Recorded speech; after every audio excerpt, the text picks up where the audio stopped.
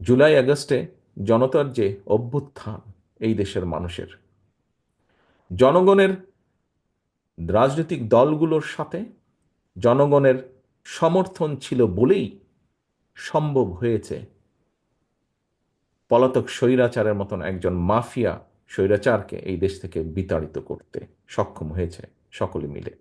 এই বাংলাদেশটি স্বাধীন হয়েছিল লক্ষ মানুষের আত্মত্যাগের বিনিময়। তারপরে আমরা দেখেছি বিভিন্ন সময় গণতন্ত্রকে ব্যাহত করেছে অনেকেই। একদলীয় বাকশাল বলি, বিভিন্নভাবে বলি না কেন, বিভিন্ন সময়ে গণতন্ত্রকে ব্যাহত করা হয়েছিল। বিগত 15 বছরের ঘটনায় আমি নাই বা গেলাম। জুলাই আগস্টে জনতার যে অভ্যুত্থান, এই দেশের মানুষের জনগণের রাজনৈতিক দলগুলোর সাথে জনগণের সমর্থন ছিল বলেই সম্ভব হয়েছে পলাতক স্বৈরাচারের মতন একজন মাফিয়া স্বৈরাচারকে এই দেশ থেকে বিতাড়িত করতে সক্ষম হয়েছে সকলে মিলে। এই যে জনগণ রাজপথে বেরিয়ে এসেছে, জনগণ রাজনৈতিক দলগুলোর পাশে এসে দাঁড়িয়েছে, জনগণ সমর্থন দিয়েছে দলমত নির্বিশেষে সবাই, যে একটি পরিবর্তন হতে হবে। প্রিয় উপস্থিতিবৃন্দ, নিশ্চয়ই জনগণের একটি প্রত্যাশা আছে কেন তারা এই পরিবর্তন চেয়েছে।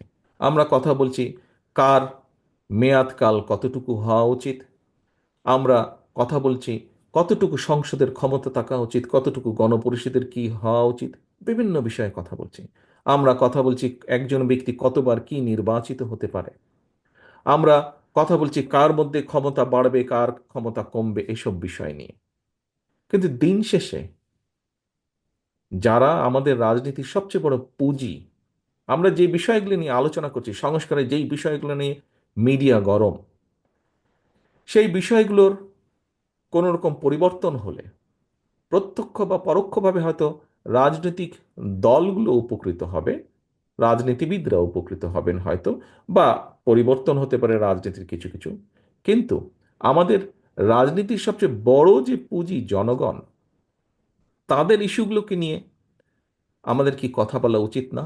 আমরা যে বিষয়গুলো নিয়ে আলাপ করছি, কার কতটুকু ক্ষমতা থাকবে, কি থাকবে, পাশাপাশি আসুন আমরা শুরু করি আলোচনা।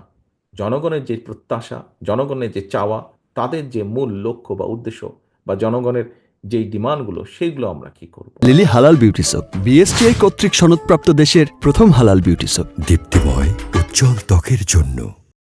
পলাতক যে স্বৈরাচার, তারা কিভাবে দেশের প্রত্যেকটি প্রতিষ্ঠান, যে কোনো প্রতিষ্ঠানের কথা আমরা উল্লেখ করি, সেটি শিক্ষা ব্যবস্থা হতে পারে, সেটি মানুষের স্বাস্থ্য ব্যবস্থা হতে পারে, সেটি মানুষের কর্মসংস্থানের ব্যবস্থা হতে পারে, সেটি বিচার ব্যবস্থা হতে পারে, সেটি সিভিল অ্যাডমিনিস্ট্রেশন হতে পারে, পুলিশ অ্যাডমিনিস্ট্রেশন হতে পারে, প্রত্যেকটি প্রতিষ্ঠান, বিদ্যুৎ সেক্টর হতে পারে, প্রত্যেকটি প্রতিষ্ঠান ধ্বংস করে দিয়েছিল তারা।